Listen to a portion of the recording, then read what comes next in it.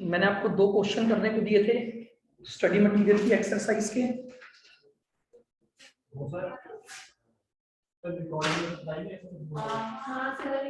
वो लास्ट में रिकॉर्ड नहीं हो पाया था ना, 2 क्वेश्चन थे।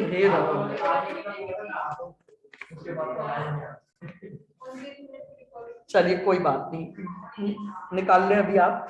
एक्सरसाइज का क्वेश्चन नंबर 1, पेज नंबर है 266। पेज नंबर 266 जो एक्सरसाइज दे रखी है उसका क्वेश्चन नंबर 1। जल्दी से बनाइए आप इसकी कॉस्ट शीट बनाकर। Cost of production per unit निकालना है और एक आपको प्रॉफिट पर यूनिट कैलकुलेट करना है।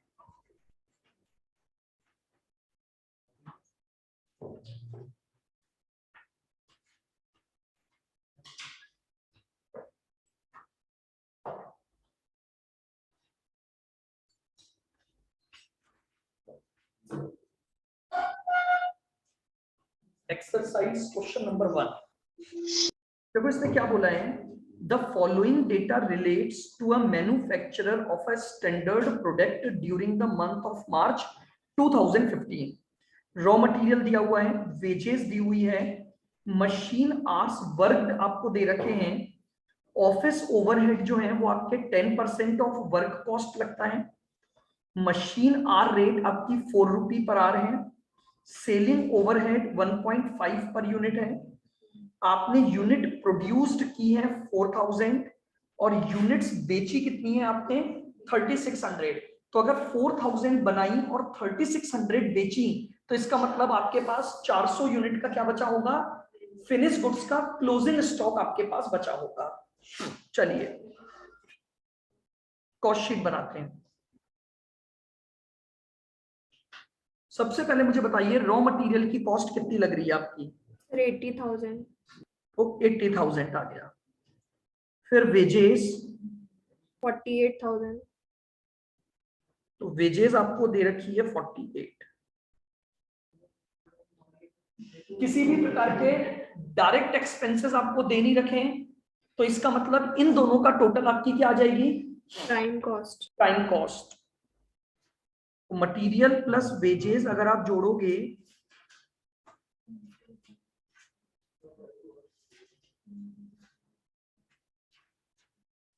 लाख 28,000। 120।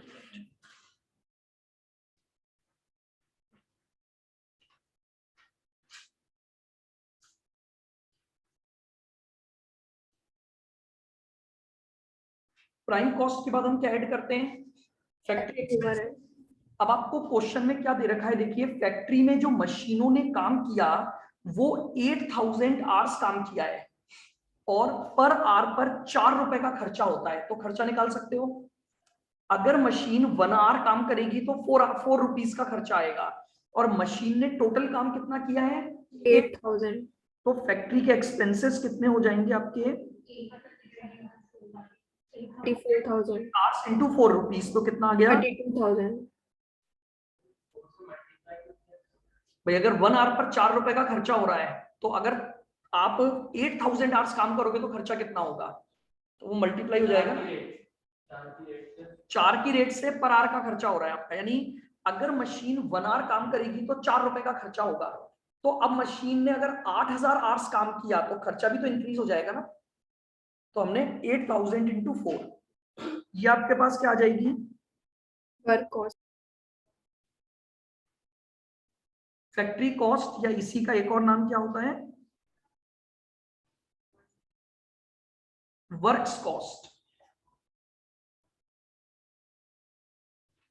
1,60,000। ये आपके पास आ गया 160 प्लस ऑफिस ओवरहेड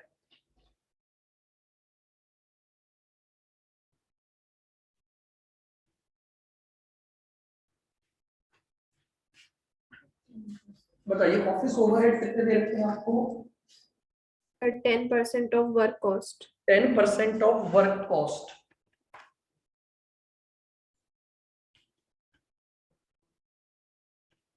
वन 160 का 10% कितना आ गया 16,000। 16,000 आ गया आपका।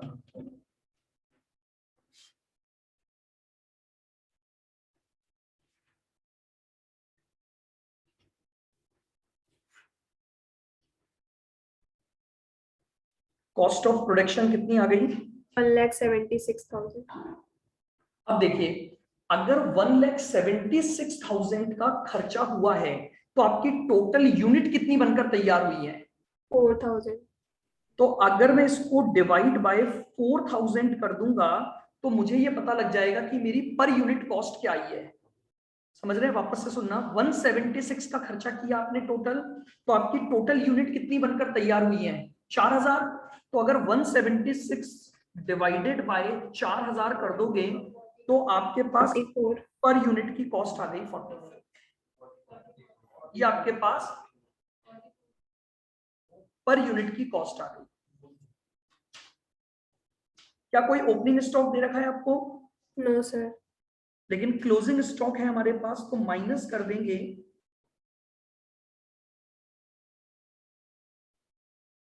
Closing stock of finished goods.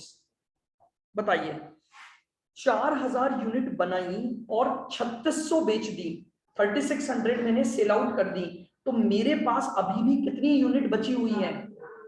तो 400 यूनिट मेरे पास बची हुई है और एक यूनिट की कॉस्ट 44 रुपए थी, वो हम ऑलरेडी निकाल चुके हैं 44। तो बताओ टोटल वैल्यू कितनी हो गई? 400 इंटू 44।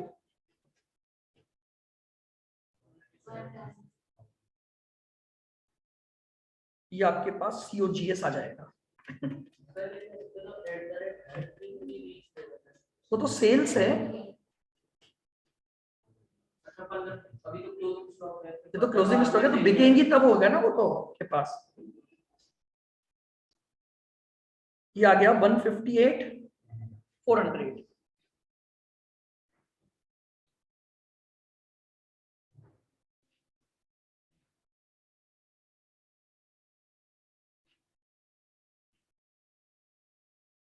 सेलिंग एक्सपेंसेस बताइए कितने दे रखे हैं? 3,600. 1.5 पर यूनिट। तो हमने यूनिट बेची कितनी है? हमेशा ध्यान रखना, सेलिंग एक्सपेंसेस उन्हीं यूनिट पर लगेंगे जितनी यूनिट आप बेचोगे। तो 3,600 इंटू 1.5,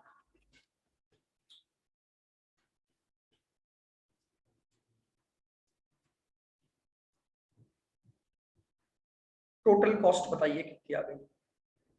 158,400 प्लस 5,400, 163,800। ठीक है जी। अब आपको सेल्स दे रखी है, आपने 3,600 यूनिट 50 रुपए के हिसाब से बेच दी,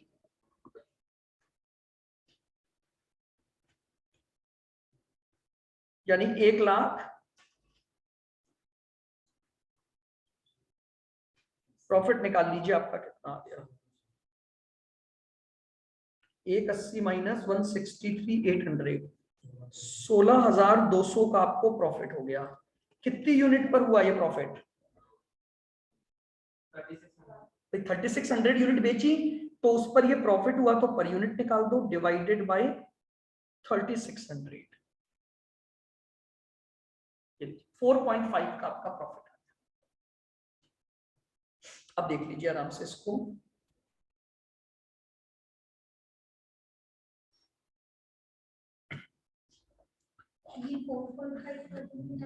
हाँ 4.5 पर यूनिट प्रॉफिट आ गया ये हमारा, है ना, पर यूनिट। और ये कॉस्ट थी 44 रुपीज पर यूनिट। सर इनको कैसे शो करेंगे? इसके अंदर ऐसे ही शो करना जैसा आपने बताया। हाँ एक्चुअली आपको तो कुछ शो ही नहीं करना ना, आपके पास तो ऑब्जेक्टिव होंगे।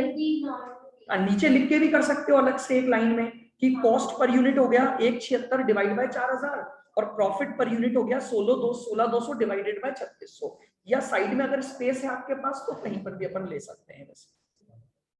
हाँ बोलो, क्या और क्या पूछ रहे थे? कुछ क्या चीज? पूरा क्यों, क्या हो गया?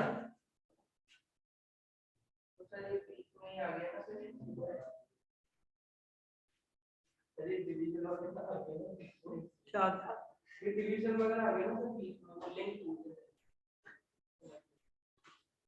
भाई देखो, सबसे पहले आपको दे रखी है रॉ मटेरियल कॉस्ट 80,000। अब बात मत करो, रॉ मटेरियल कॉस्ट 80,000 और वेजेस दे रखी है 48, तो प्राइम कॉस्ट आ गई 128।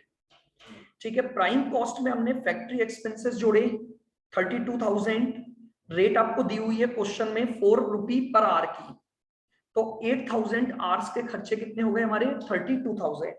तो टोटल फैक्ट्री कॉस्ट कितनी आ गई 160। फैक्ट्री कॉस्ट के बाद हम उसमें क्या ऐड करते हैं, ऑफिस या एडमिनिस्ट्रेशन ओवरहेड, वो आपको दिए हुए हैं 10% ऑफ वर्क कॉस्ट लगेगा। तो आपकी वर्क कॉस्ट थी 160, इसका हमने निकाल दिया 10%, तो ये हमारे आ गए 16,000। तो जैसे ही मैंने ऑफिस ओवरहेड जोड़े तो मेरे पास क्या आ गई, प्रोडक्शन कॉस्ट आ गई, यानी मेरा प्रोडक्ट बनकर तैयार हो गया। अब इसने पहला क्वेश्चन आपसे यही मांगा था, cost of production per unit निकाल कर बताओ। जो पहला क्वेश्चन उसने मांगा था वो क्या मांगा था, cost of production per unit. लेकिन मैंने ये जो 176 निकाला ये तो टोटल में आया ना, तो इसको पर यूनिट कैसे निकालूंगा, नंबर ऑफ यूनिट से डिवाइड करके। तो 176 का टोटल खर्चा हुआ 4,000 यूनिट पर, तो पर यूनिट पर कितना हो गया, ये मेरा पहला आंसर आ गया। ये फर्स्ट क्वेश्चन का आंसर था आपका। फिर उसने सेकंड क्वेश्चन पूछा प्रॉफिट निकाल कर बताओ, तो प्रॉफिट के लिए मुझे कॉस्ट शीट को आगे बढ़ाना पड़ेगा। आ जाओ, अब आपको पता है कॉस्ट ऑफ प्रोडक्शन के बाद अपन क्या करते हैं, opening stock of finish goods add करते हो और closing stock of finish goods less. तो ओपनिंग की तो कोई इंफॉर्मेशन नहीं दे रखी, बट क्लोजिंग मुझे पता लग गया। कैसे पता लगा, 4,000 यूनिट मैंने बनाई और बेची मैंने केवल 3600, तो इसका मतलब अभी भी मेरे पास अनसोल्ड स्टॉक यानी गुड्स का स्टॉक कितना पड़ा हुआ है। तो मैंने 400 की वैल्यू निकाल ली कि 400 यूनिट एट द रेट 44, तो कॉस्ट कितनी आ चुकी थी मेरे पास 44। तो ये मेरे पास सीओजीएस आ गई, सीओजीएस में मैंने सेलिंग एक्सपेंसेस जोड़े तो मेरे पास टोटल कॉस्ट आ गई। तो हाँ जी, कहां तक,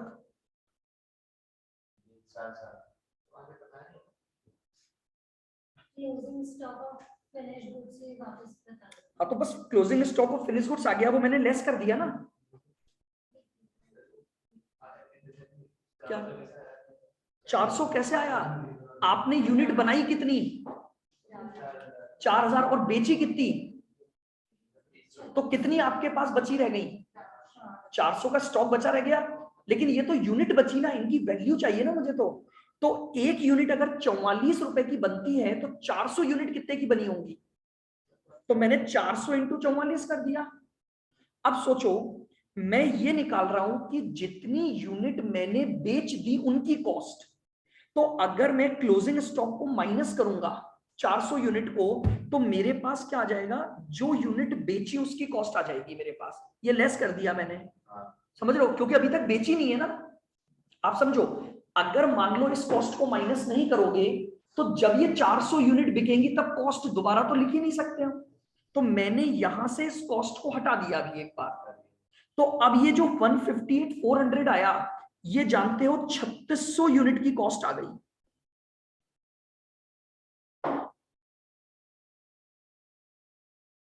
और मैंने बेची भी कितनी यूनिट है 3600, तो मैं प्रॉफिट निकाल सकता हूं। अब इसमें मेरे को दे रखे हैं सेलिंग एक्सपेंसेस 1.5 रुपए पर यूनिट। सेलिंग एक्सपेंसेस का एक रूल है, हमेशा जितनी यूनिट बेचोगे उसी पर लगते हैं।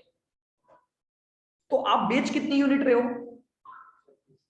तो अगर एक यूनिट को बेचने पर 1.5 रुपए का खर्चा होता है, तो 3600 यूनिट को बेचने पर खर्चा कैसे निकालोगे, मल्टीप्लाई कर देंगे। तो ये मेरे पास क्या आ गए, सेलिंग एक्सपेंसेस आ गए। अब सीओजीएस में अगर सेलिंग एक्सपेंसेस जोड़ूंगा तो मेरे पास क्या आ जाएगी, टोटल कॉस्ट। टोटल कॉस्ट और सेल्स का जो डिफरेंस है वो मेरा क्या बन जाएगा, प्रॉफिट। अब ये प्रॉफिट मैंने कितनी यूनिट को बेचने पर कमाया है 3600, तो पर यूनिट निकाल सकता हूं भाई। अगर 16,200 का टोटल प्रॉफिट कमाया 3600 यूनिट को बेचने पर, तो पर यूनिट पर मेरा प्रॉफिट कितना होगा 4.5। सर ए पार्ट को अगर अलग से लिखेंगे तो वो तो आगे, लेकिन बी पार्ट को अलग से शो करेंगे तो कैसे? लिख दिया ना 16,200 डिवाइड बाय, नीचे एक लाइन में लिख दो profit per unit 16,200 divide by 3600। हाँ, और इसमें एक बार डाला प्रॉफिट फॉर द पीरियड, वो ये आ गया 16,200, वो तो कॉस्ट शीट में आ ही जाता है ना, वो कॉस्ट शीट में निकालते वो कॉस्ट शीट में ही निकलेगा आपका। वो अलग से निकलेंगे। वापस लिखोगे तो भी मतलब नहीं है ना, आप लिखना चाहो तो देखो लिखने में तो मनाही है ही नहीं ना, आप अलग से लिख दो कि प्रॉफिट फॉर द ईयर आ गया 16,200 और प्रॉफिट पर यूनिट आ गया 16,200 डिवाइड बाय 3600 4.5। हालांकि जब अपन कॉस्ट शीट पूरी बनाते हैं ना तो ऑटोमेटिकली उसमें जो प्रॉफिट रिफ्लेक्ट होता है वो प्रॉफिट फॉर द पीरियड ही होता है। ठीक है, बोलो क्लियर है? अब आप मुझे क्वेश्चन नंबर 2 अभी करके बताएंगे, एक एक मैच करेंगे अपन। प्राइम कॉस्ट निकालो, फिर फैक्ट्री कॉस्ट निकालेंगे। अब आपको देखिए इतने क्वेश्चन करने हैं, फॉर्मेट तो याद हो जाना चाहिए, कॉस्ट शीट कैसे बनेगी आपकी। अब मजाक नहीं कर रहा हूं मैं, फॉर्मेट का मतलब मैं ये नहीं बोल रहा पर्टिकुलर अमाउंट, कॉस्ट शीट का फॉर्मेट। चलिए बनाइए फटाफट से, प्राइम कॉस्ट निकालिए सबसे पहले। क्वेश्चन नंबर 2 पढ़ेंगे और प्राइम कॉस्ट तक पहुंचिए सबसे पहले। आराम से एक एक आइटम को देखते चलना है।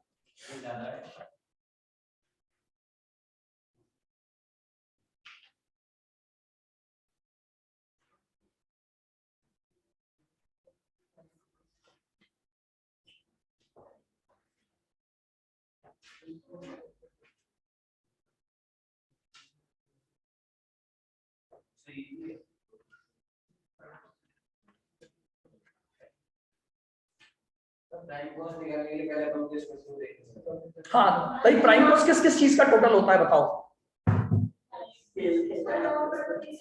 तीन ही चीजें आती है प्राइम कॉस्ट निकालने में, मटेरियल, वेजेस और डायरेक्ट एक्सपेंसेस। तो सबसे पहले ये ढूंढो आपको ये कहां दे रखा है क्वेश्चन में।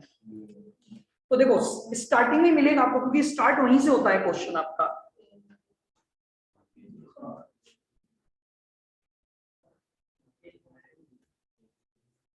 देखो रॉ मटेरियल कितना दे रखा है? 33,000। वो तो फैक्ट्री के खर्चे हुए ना। अब करते चलो फटाफट, इतना टाइम थोड़ी लगेगा।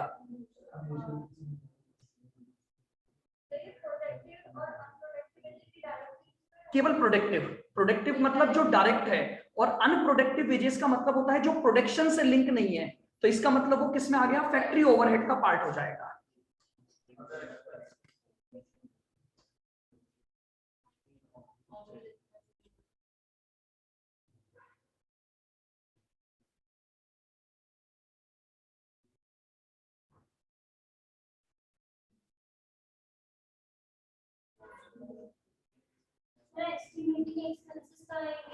कौन से लिखा हुआ है ना उसमें, देखो कहां पर खर्च हुए, वर्क्स मतलब फैक्ट्री, तो ये फैक्ट्री का खर्चा हो गया।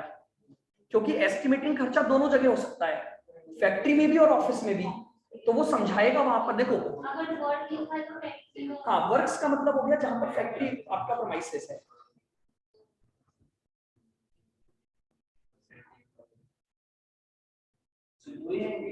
हाँ जी, क्योंकि डायरेक्ट एक्सपेंसेस है ही नहीं ना आपके पास।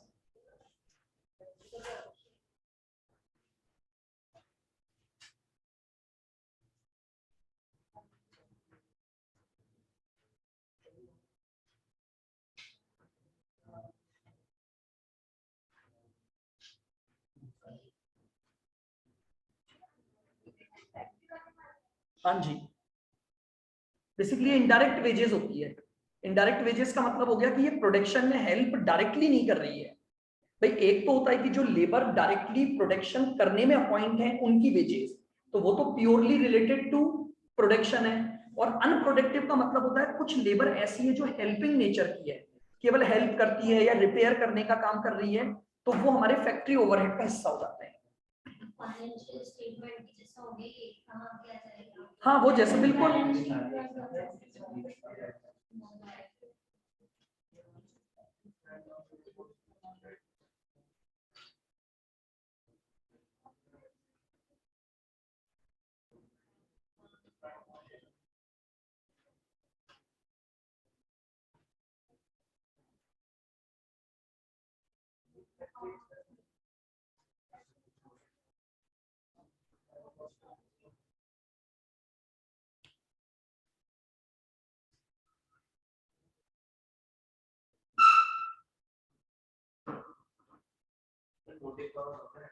आएगा ना। पावर मतलब जो मशीनों को चलाने के लिए काम में आती है, तो मशीनें कहाँ लगी हुई होंगी? फैक्ट्री में।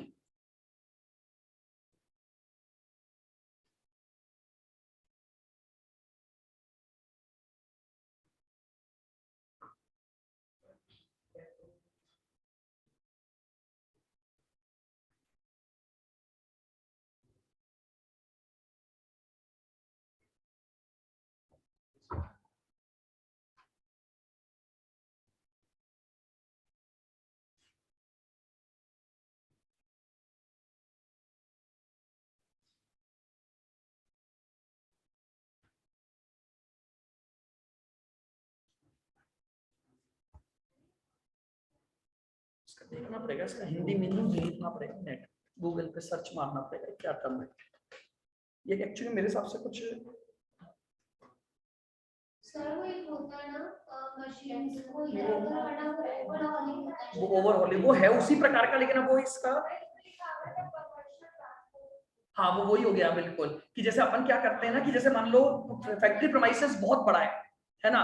अब अपने को क्या करना है, एक जगह से दूसरी जगह पर क्या ले जाना है, फैक्ट्री प्रेमाइसेस में गुड्स ले जाने हैं, मशीनें ले जानी है।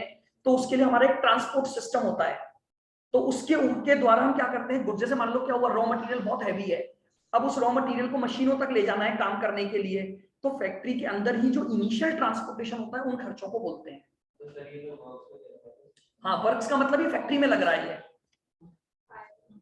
तो फैक्ट्री ओवरहेड का पार्ट हो गया ना।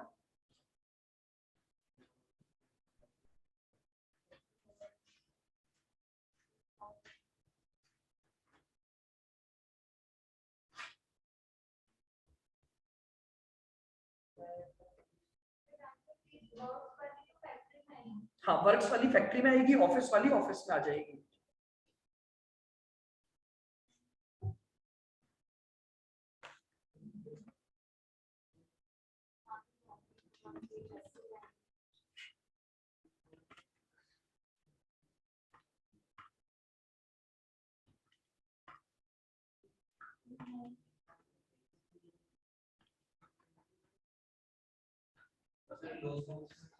फैक्ट्री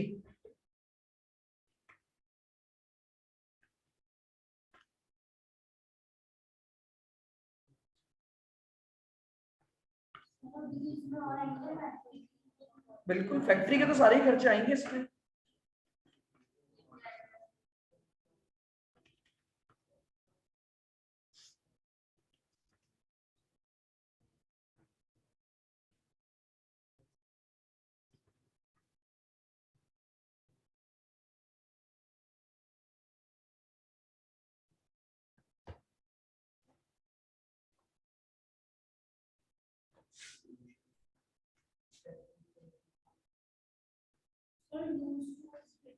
लूज टूल्स होते हैं आपके, जो ये पुर्जे वगैरह होते हैं मशीनों के, तो ये मशीनों से रिलेटेड है, तो फैक्ट्री हो गया बिल्कुल।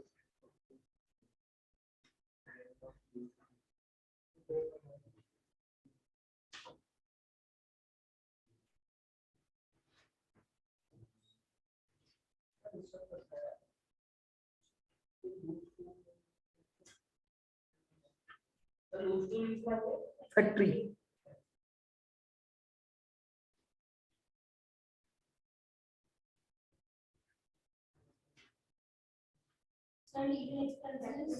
लीगल ऑफिस के खर्चे, फैक्ट्री से कोई लेना देना नहीं है।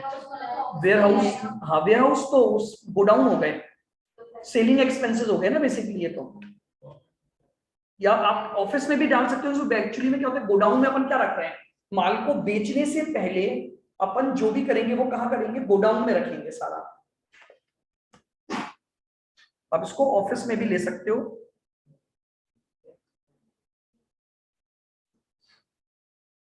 फैक्ट्री क्लीनिंग के बाद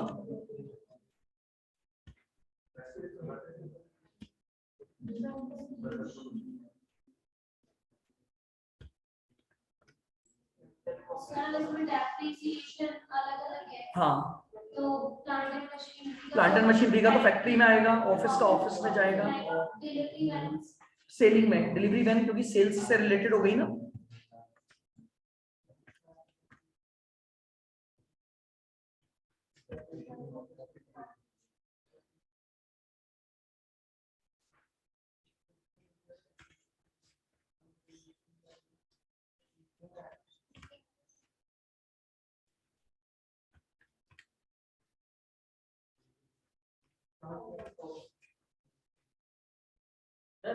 हाँ जी, depreciation of plant and machinery factory में है।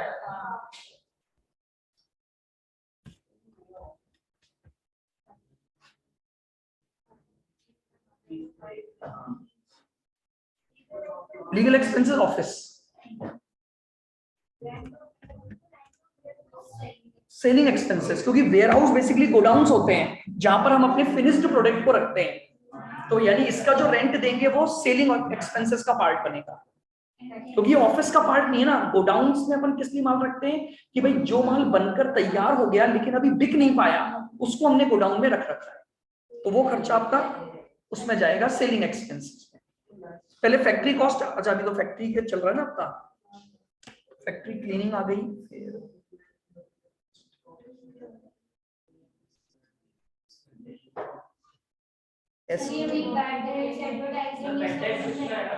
सब सेलिंग। बेड डेट्स तो आएगा ही नहीं ना, बेड डेट्स तो कॉस्ट का खर्चा ही नहीं है, तो इसको लिटरली भाई कॉस्ट शीट में आता ही नहीं है ना बेड डेट्स, तो भाई आपको बताया था ना मैंने कि बेड डेट्स बेसिकली क्या होता है, जो माल आपने बेच दिया उसका पैसा नहीं मिला तो वो कॉस्ट थोड़ी है आपकी। भाई अपन कॉस्ट शीट में क्या लिखते हैं, प्रोडक्ट को बनाने की कॉस्ट, तो बेड डेट्स बनाने की कॉस्ट तो है ही नहीं आपकी। और सर अपकीप ऑफ इवेंट्स ये आएगा, अपकीप ऑफ डिलीवरी वैन का मतलब हो गया उसकी रिपेयर्स एंड मेंटेनेंस का खर्चा डिलीवरी वैन का, तो डिलीवरी वैन कहाँ काम आती है, सेल्स में काम आती है। सर एडवर्टाइजिंग और सेल्स डिपार्टमेंट, सेलिंग खर्चा माल को बेचने का है ना ये खर्चा, तो bank charge, bank charges office, भाई बैंक चार्जेस का मतलब ये हो गया कि बैंक से जब आपने चेकबुक वगैरह ली होंगी तो वो ऑफिशियल वर्क ही तो है सारा आपका, तो बैंक चार्जेस ऑफिस से रिलेटेड हो गया आपका, कमीशन ऑन सेल भी सेल्स में सेल्स में आ जाएगा।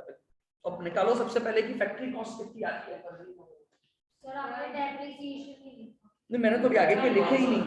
1,08,050, 1,08,000, ठीक है, ये आपकी फैक्ट्री कॉस्ट आएगी, बिल्कुल ठीक, 1,08,050। एस्टिमेटिंग एक्सपेंसेस लिख दिए मैंने, उसके बाद फैक्ट्री स्टेशनरी,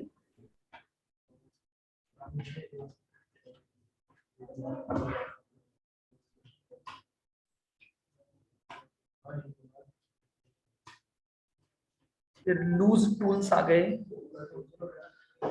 600 के,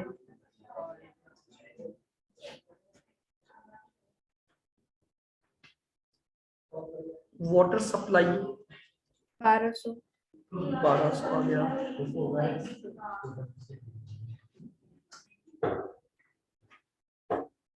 फिर फैक्ट्री इंश्योरेंस 1100, 1100 आ गया, फिर डेप्रिसिएशन डेप्रिसिएशन ऑफ प्लांट, 1000, बस यही है, ये जोड़ दो सारे खर्चे, ऑफिस में हाँ लीगल वाले ऑफिस में बिल्कुल, तो ये आपके पास आएगी 10,805 फैक्ट्री 10, 8050, ये आपके पास फैक्ट्री कॉस्ट आ गई।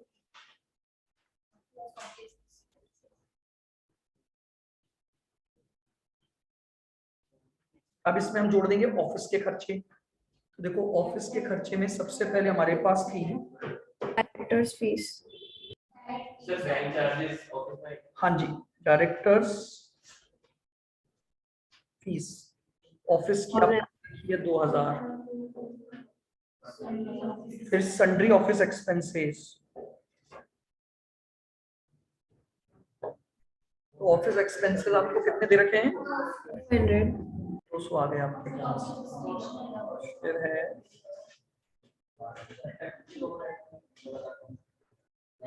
ऑफिस स्टेशनरी कितनी आ गई, 900 आ गई, फिर रेंट एंड टैक्सेस 500,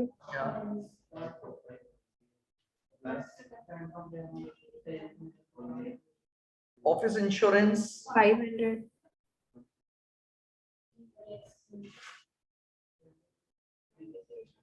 फिर ऑफिस इंश्योरेंस के बाद Legal expenses. 400. एक्सपेंस कितने आ गए? 400. 400. 400.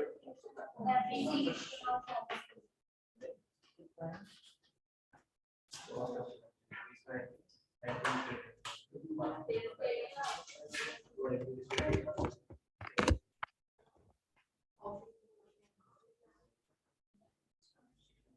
चलिए फिर उसके बाद लीगल एक्सपेंसेस के बाद Depreciation. डेप्रिसिएशन आ गया। ऑफिस बिल्डिंग का डेप्रिसिएशन कितना है? 1000। Bank charges. बैंक चार्जेस कितने हैं? 50. बस। Yes, sir. 1,13,600. प्रोडक्शन 1,13,000। ये लीजिए आपकी कॉस्ट ऑफ प्रोडक्शन आ गई। बस अब जो सेलिंग के बचे वो प्लस कर दो तो आपके पास टोटल कॉस्ट आ जाएगी। Selling overhead plus bad debts वाला पॉइंट बता दीजिए। बैड डेट्स कॉस्ट का पार्ट नहीं है, इसमें है ही नहीं ना अपने पास स्टॉक का तो डेटा कुछ भी। सर अगर स्टॉक का अगर कोई तो यहाँ से लेस करते ना, अगर कोई क्लोजिंग स्टॉक दे रखा होता तो अपने को भाई, इसमें तो अपने को केवल ये दे रखा है बस आपने जितना बनाया वो दे रखा, बेचा कितना वो दे ही रखा, तो इसलिए अपने को क्लोजिंग स्टॉक नहीं करना। और बेड डेट्स इसलिए नहीं आएगा क्योंकि बेड डेट्स जो है ना वो कॉस्ट का पार्ट नहीं है। भाई बेड डेट्स क्या होता है, आपने जो माल बेचा उस पर आपको नुकसान हुआ तो वो आपकी कॉस्ट में तो इंक्लूड होगा ही नहीं। अब इसमें ऐड कर दो सेलिंग के खर्चे और बताओ टोटल कितना आ रहा है। 1,18,100. ठीक है, 1,18,100।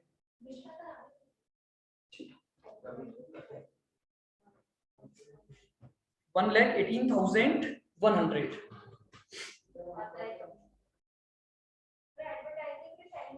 बिल्कुल।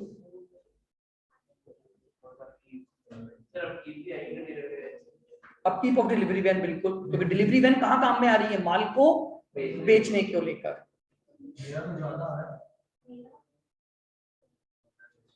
क्या हो गया?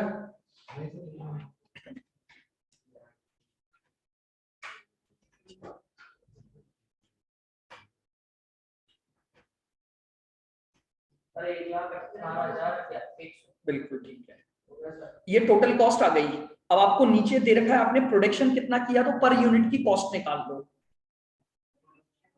ये आपका आउटपुट कितना टन माल बना,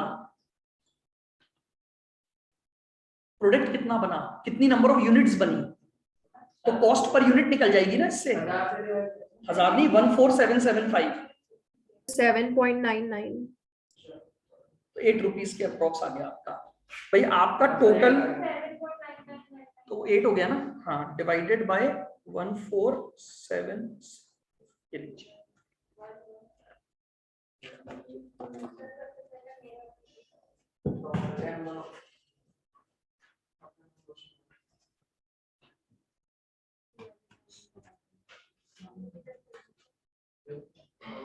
आ गई टोटल कॉस्ट 118,100 सबकी।